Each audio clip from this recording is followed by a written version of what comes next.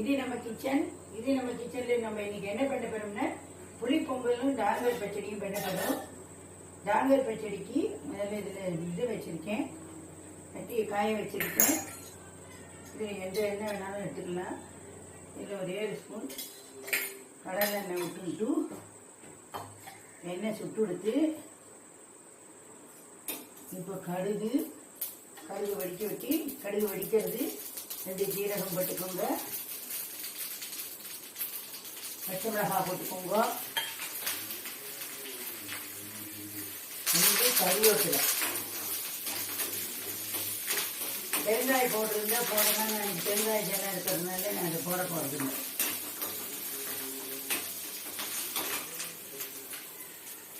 இது ஆஃப் ஆயிடுச்சு. இதை தூக்கி இப்போ இதில் போட தாளிச்சு போட்டுங்க. இது தாளிச்சதை இதில் போட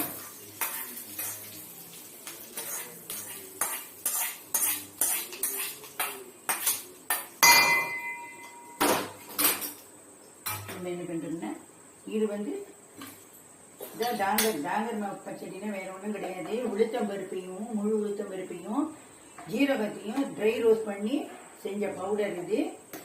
நல்லா இதில் ஒரு 4 ஸ்பூன் உளுத்தம்பருப்பு எடுத்துட்டீங்கன்னா ஒரு 1/4 ஸ்பூனுக்கு ஜீரகம் எடுத்து ட்ரை ரோஸ்ட் பண்ணி நமக்கு எவ்வளவு தேவையோ அதை இதில் போட்டுக்கணும். 2 உப்பு போட்டுக்கணும். இந்த டிஷ்ஷுக்கு தேவையான அளவு கொஞ்சம் போல பெருங்காயம் ஜலம் விட்டுக்கணும். இப்போ இதுக்கு அவ்வளவுதான் தேவை. இதுக்கு நம்ம தயிர் விட்டுக்கணும்.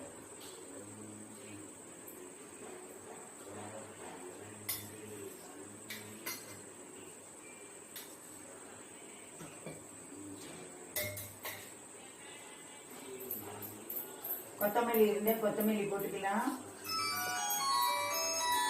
கொத்தமல்லி இல்லாததுனால கொத்தமல்லி நான் போடலை. இதுதான் டாங்கர் பச்சடி. இது அப்புறமா நமக்கு தேவையான அளவுக்கு மறுபடியும் பரிமாறும்போது கொஞ்சம் தயிரை விட்டு கலக்கிண்டா சரியாயிடும். இன்னொரு மாதிரி சொல்கிறேன். இதுக்கு தேவையானது இந்த வறுத்த உளுத்தம்பருப்பு ஜீரகமும் வறுத்த பவுடர், தயிர், எண்ணெய், கடுகு, ஜீரகம், மிளகாய் வத்தல், கருவேப்பிலை, பெருங்காயம், பச்சை மிளகாய், உப்பு. அவ்வளோதான் இந்த டிஷ் முடிஞ்சு எடுத்து இப்போ அடுத்து என்ன பண்ண போறோம்னா புளிப்பொங்கல் பண்ண போகிறோம்.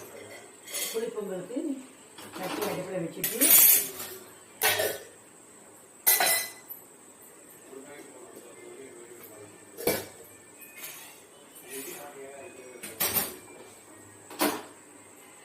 நல்லெண்ணெயில் தான் இந்த டிஷ்ஷு பண்ணணும். நல்லெண்ணெயில் பண்ணினா தான் நல்லா இருக்கும்.